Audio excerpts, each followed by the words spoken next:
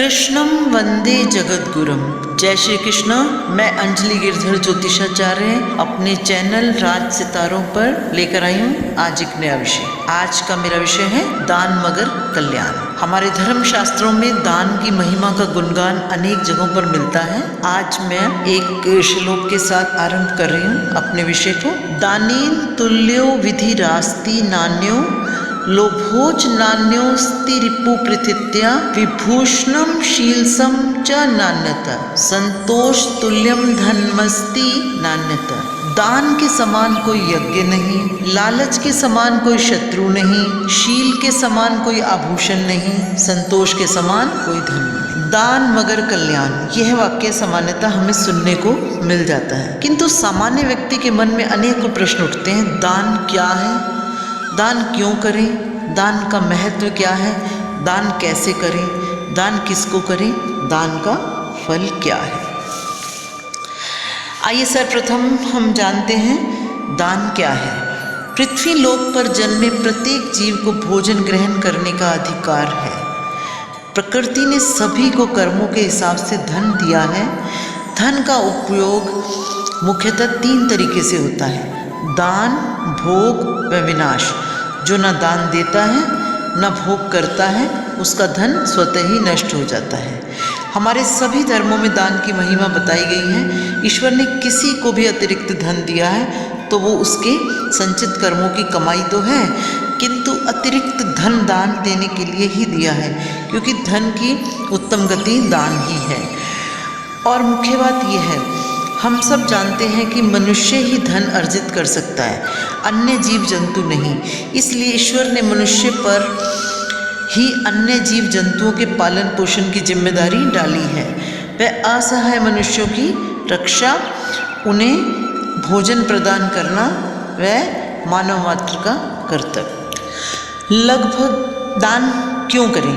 लगभग सभी ग्रंथों के अनुसार हमें अपनी आय का कुछ भाग अवश्य ही दान करना चाहिए। ऐसा सभी धर्म ग्रंथों में लिखा हुआ है और हम अपने पूर्वजों और बुजुर्गों से सुनते आए हैं कि हमें अपनी कमाई में से कुछ न कुछ भाग दान अवश्य करना चाहिए। भोजन बनाने के बाद भगवान को भोग लगाए बिना ग्रहण करना पाप समान माना गया।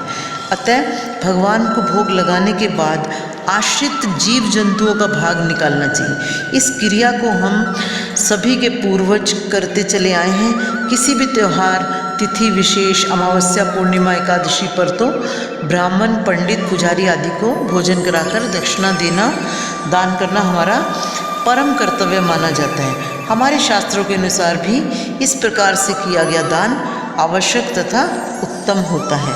इस प्रथा को हम अपने आसपास सभी स्थानों पर देखते चले आए हैं। दान किसी पर एहसान करके नहीं करना चाहिए, क्योंकि यह तो हमारी स्वेच्छा और श्रद्धा पर निर्भर होता है।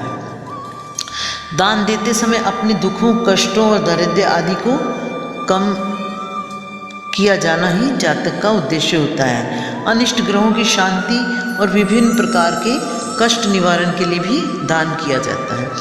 अपनी आय का कुछ भाग दान करने से आत्मशुद्धि तथा धन की वृद्धि अवश्य होती है। यह परम सत्य है कि दान अपने स्वयं के कल्याण के लिए ही किया जाता है। दान से दरिद्रता दूर होती है, यहाँ तक कि अगला जन्म तक सुधर जाता है। दान देने से कभी भी कमी नहीं आती, क्योंकि किसी भी प्रकार से किया गया दान कभी भी खाली नहीं जाता, अपितु अगले जन्म तक उसका प्रतिफल प्राप्त होता है। दान पुण्य कर्मों के एकत्रीकरण का उपाय भी है और अपने द्वारा किए गए अशुभ कर्मों का पश्चाताप भी है। अशुभ कर्मों के निवारण के अनेकों सहज व सटीक उपाय हैं, परंतु उन सभी में सबसे महत्वपूर्ण उपाय दान है। अतः दान जब भी किया जाए, सबको दिखाकर प्रचार प्रसार करके कभी नहीं करना चाहिए। इस प्रकार से किया गया दान व्यर्थ हो जाता है, क्योंकि सभी जानते हैं कि दान इस प्रकार से किया जाना चाहिए कि दान एक हाथ से दान दिया जाए तो दूसरे हाथ को पता भी न चले। इसलिए हमारे समाज में गुप्त दान का सबसे अधिक महत्वपूर्ण स्थान दिया गया है। दान दीन को दीजिए, जासे मिटे दरिद्र की पीर, औषधि वाको दीजिए, जासे हुए निरोगी शरीर। अब हम बात करते हैं ज्योतिष की, जिसमें जन्म पत्रिका में अशुभ ग्रह, पाप ग्रह, विपरीत समय, कष्ट आदि का निवारण हम उन ग्रहों से संबंधित वस्तुओं का दान करके कष्ट निवारण कुछ हद तक कर सकते हैं।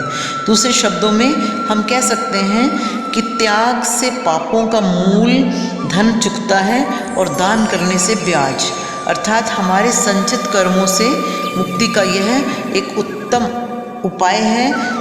हम सुपात्र को दान करते रहें बिना किसी प्रकार के प्रचार के। सर्वप्रथम दान इस भावना से दें कि ईश्वर तेरी वस्तु तुझे ही अर्पित, मैं तो बस एक माध्यम हूँ, देने वाला भी तू और दिलवाने वाला भी तू। दान हमेशा बहुत विनम्र भाव से देना चाहिए। दान देकर एहसान करना, अहंकार करने से दान का फल उसी क्षण समाप्त हो जाता है। दान देने वाला हमेशा हमसे बड़ा होता है, क्योंकि वो हमारे कष्ट और दुख ले लेता है। इसलिए दान बड़ी श्रद्धा भाव से देना चाहिए। अथर्ववेद में लिखा है, मनुष्य को दान सैकड़ों हाथों से एकत्र करना चाहिए और हजारों हाथों से बांट देना चाहिए। दान से कभी भी कमी नहीं आती, इसलिए मनुष्य को यह बात हमेशा याद रखनी चाहिए कि जो आप दे रहे हैं वो 4 गुना होकर आपके पास लौटेगा, निश्चित रूप से आज, कल, परसों या किसी भी जन्म में। हमेशा उसके एहसानमंद रहें जिसने आपसे दान स्वीकार किया है। जो मनुष्य अपने पास रहने वाले ज़रूरतमंद की सहायता नहीं करता, कहीं दूर जाकर दिखावे के लिए दान करता है, उसका कोई फल प्राप्त नहीं होता। शारीरिक मानसिक कर्मों को काटने के लिए कर्मों के कष्टों के अनुसार दान देना अनिवार्य होता है, तभी कर्म कटेंगे। कर्मों को सामान्यतः 3 प्रकार से विभाजित किया गया है: संचित कर्म, प्रारब्ध कर्म और आगामी कर्म। संचित कर्म जिनका फल हमें मिलना है, प्रारब्ध कर्म जिनके बीज बोए जा चुके हैं, और आगामी कर्म जो हम भविष्य में करेंगे और जो हम अनजाने में करेंगे या कर रहे हैं। अतः ऋषि पराशर ने कहा है कि संचित कर्म और आगामी कर्मों को निष्प्रभावित किया जा सकता है, परंतु प्रारब्ध कर्म को भोगना पड़ता है। बस इसी को समझें कि ईश्वर ने हमें एक मौका दिया है कि हम दान से अपने पाप कर्मों का प्रायश्चित कर सकते हैं। पाप भी 3 प्रकार के हुए हैं। पहला, जो किसी का हक छीने, यह पाप कभी भी क्षम्य नहीं होता, अर्थात इसकी सजा मिलती ही है। दूसरा, पाप जो अनजाने में होता है, क्षमा योग्य होता है। तीसरा, आप अच्छा करना चाहते हैं पर परिस्थिति के अनुसार नहीं कर पाते, यह पाप प्रभावहीन होता है। दान का महत्व। देनदार कोई और है, देत रहत दिन रैन, लोग भ्रम हम पर करें, ताते नीचे नैन। दान का सबसे बड़ा महत्व दान करके भूल जाने में है। दान पूर्ण श्रद्धा भाव से करें। दान किसी प्रकार के प्रचार के लिए ना करें। दान सुबह के समय स्नान करके बिना जूठा मुंह किए ही दें। दान ऐसे व्यक्ति को दें जो अजनबी हो, दोबारा नज़र ना आए। दान का कभी हिसाब ना लगाएं। दान करके ना जताएं, ना दिखावा करें। दान ईश्वर का कार्य समझकर करें और भूल जाएं कि कुछ किया भी था। अनजान व्यक्ति को दिया गया दान का फल उत्तम होता है। दान देकर यदि आप बदले में कुछ चाहते हैं तो आपका देना व्यर्थ है। आपने दान शर्त पर दिया कि मेरा ऐसा अच्छा हो जाए या मुझे दान देने के फलस्वरूप मेरा ये काम हो जाए, अर्थात दान को आपने अपनी इच्छा से जोड़ दिया तो आपके लिए दान का अर्थ उसी समय समाप्त हो जाता है। दान बहुत शुद्ध हृदय से दें। दान देने की वस्तु को ना देखें, ना अहंकार करें, ना जताएं, और जिसको दान दे रहे हो उसकी आंख में कभी ना देखें कि वह अपने आप को छोटा समझे। दान का प्रचार कभी ना करें। दान गुप्त करना श्रेष्ठ। आपके दिए दान का एक हाथ से दूसरे हाथ को पता न चले। उत्तम दान यही होता है। उचित पात्र को उचित समय पर दिया गया दान। मन में ये भावना हो कि मैं तो निमित्त मात्र हूँ, तेरी वस्तु तुझे ही अर्पित, ऐसा दान महादान होता है। निस्वार्थ शुद्ध मन से अपनी वस्तु, धन या अन्य कुछ समझकर ना दी जाए। ईश्वर के आप प्रिय बन जाएंगे, हर वक्त ईश्वर आपके साथ खड़े रहेंगे। बस एहसास करने की जरूरत है। तभी तो हाथों की शोभा दान में बताई है। दारिद्र्य नाशनम दानम, शीलम दुर्गति नाशनम, अज्ञान नाशिनी प्रज्ञा भावना भय नाशिनी। दान रोगी के लिए औषधि, अशिक्षित के लिए शिक्षा, भूखे को भोजन, निर्वस्त्र को वस्त्र। कहने का तात्पर्य यह है कि जिसके पास जिस वस्तु की कमी है वह उसको प्राप्त करने में असमर्थ है, तो अमुक जातक को अमुक वस्तु की व्यवस्था करा देना दान की श्रेणी में आता है। अतः दान करते समय विशेष ध्यान देना चाहिए कि दान उचित पात्र को दिया जाए। नवग्रहों की शांति के लिए ज्योतिष शास्त्र में अनेक उपाय सुझाए हैं। मंत्र जाप, हवन, दान, औषधि, ध्यान, स्थान, स्नान, तीर्थ, व्रत, यंत्र, मंत्र, नग आदि। इसमें से दान सबसे सरलतम उपाय है, जो जातक को अपनी कुंडली विश्लेषण के उपरांत अनिष्ट ग्रहों की शांति के लिए समय समय पर करते रहना चाहिए। विभिन्न ग्रहों का दान किसको दें? सूर्य का दान विद्वान ब्राह्मण को रविवार के दिन दोपहर में दें। चंद्रमा का दान सोमवार को, पूर्णिमा, एकादशी को, नवयौवना स्त्री को सुबह के समय दें। मंगल का दान मंगलवार को किसी क्षत्रिय नवयुवक को दोपहर के समय दें। बुध का दान बुधवार को किसी अहीर कन्या को शाम के समय में दें। बृहस्पति का दान गुरुवार को किसी विद्वान,